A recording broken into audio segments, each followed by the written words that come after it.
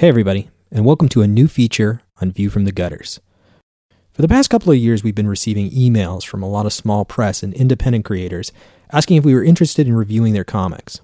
Unfortunately, View from the Gutters isn't a review show. We've always been, first and foremost, about the discussion of comics.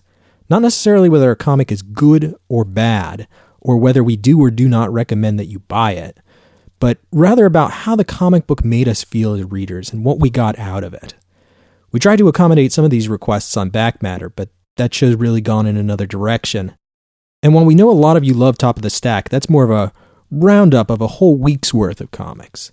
These indie creations deserve more attention than that. Long story short, our response to those people who were kind enough to email us has always been some variation of, we'd love to look at your book, but we don't have a good format for reviews, so no promises about releasing something. And that's where we've more or less stood. But as of today, we're changing that. We're launching a brand new feature.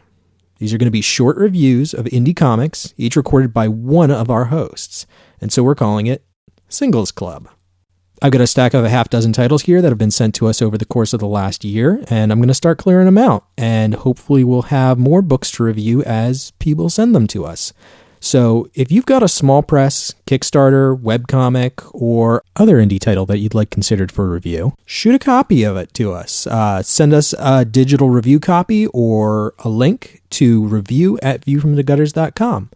Again, we can't promise that we're going to review everything that we receive on the air, but we're going to do our best to put this show out as frequently as possible so we can talk about as many small press books as possible, because really, as much as we love Marvel and DC and Image and Dark Horse and all the big names, we want to talk about small press too. The people who are, like us, doing it in their spare time or trying to get a career off the ground or haven't had that big break yet. And if we can help those people find a larger audience, then we want to do that. So for our first review, we're going to be talking about clowns.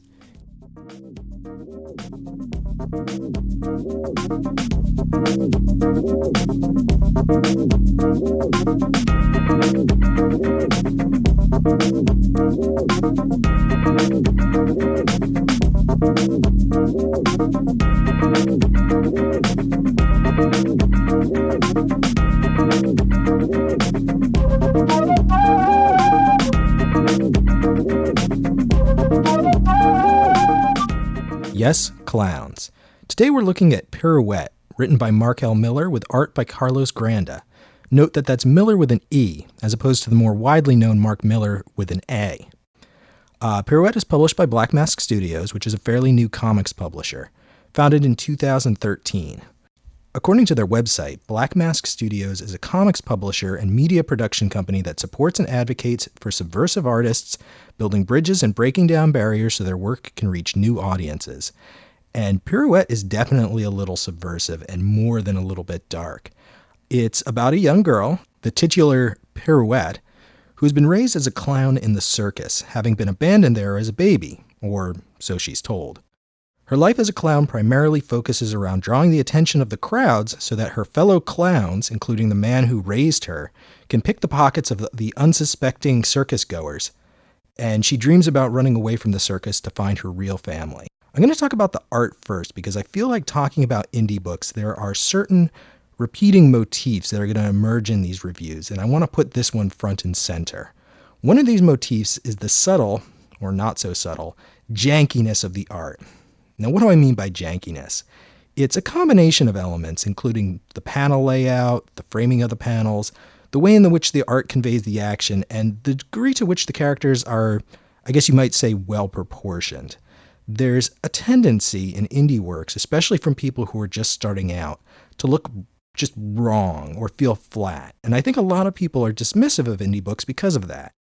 And in the case of Pirouette, this is an entirely unfounded fear, because the art in this book is goddamn beautiful. I could only find a little bit of information on Carlos Granda online, and his main work thus far seems to have been for Zenescope, who you might know as those people who publish all the Cheesecake fairy tale books. And while I might sound dismissive of Zenescope as cheesecake, one of the things that they have going for them is high-quality art, much in the way that Image did in their early years. Based on what I saw in Pirouette, I could absolutely see Granda becoming a bigger name in the near future. The book is very well paced. There are a lot of very lavishly drawn panels, cool dynamic angles, and the color is fantastic. The book uses this very vivid palette, but the tones have been muted, which gives it this slightly surreal atmosphere. It's absolutely on a level of something I would expect to see from one of the larger houses. And if you're interested in seeing these images for yourself, we're going to post some samples on the website, so you can check those out at viewfromthegutters.com. The writer, Mark L. Miller, also appears to have mostly been working for Zenescope thus far, although he's also been working with Clive Barker on the Hellraiser comic book. And you can definitely see the horror experience shining through here. There are a number of fairly gruesome story beats that I found a bit off-putting, such as the scene which opens the first issue where Pirouette fantasizes about peeling her own face off. And I say that with a bit of disdain in my voice, and if you're a long-time listener of View from the Gutters, you probably know that I'm not really a fan of horror or gore. However, if you are a fan of those things, you'll probably really enjoy this series. And even though I had to struggle through a few parts, I found myself really enjoying it as well. Pirouette is a compelling lead character. I found myself really caring about her story and wanting to find out what happens next. The dialogue is sharp and the characters demonstrate well-developed voices. I never found myself confused about who was who or why a character was acting in a particular way. I went into this book not expecting a whole lot, but Miller and Granda really turned me around and got me invested in the story in a way that I wasn't expecting.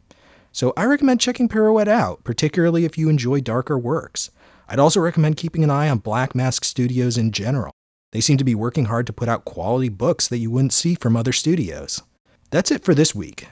I want to thank you for listening to our inaugural episode of Singles Club. We'll be back soon with another review, and I hope to see you then. Bye, everybody.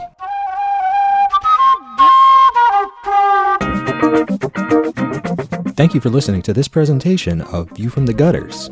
View from the Gutters is featured on theouthousers.com and the Comics Podcast Network. Keep up to date with everything that we're doing on our website at viewfromthegutters.com. Follow us on Facebook and Twitter. And if you enjoyed the show, please leave us a review on iTunes, as it does help new listeners find our show. Thanks for listening, everybody. And as always, keep reading.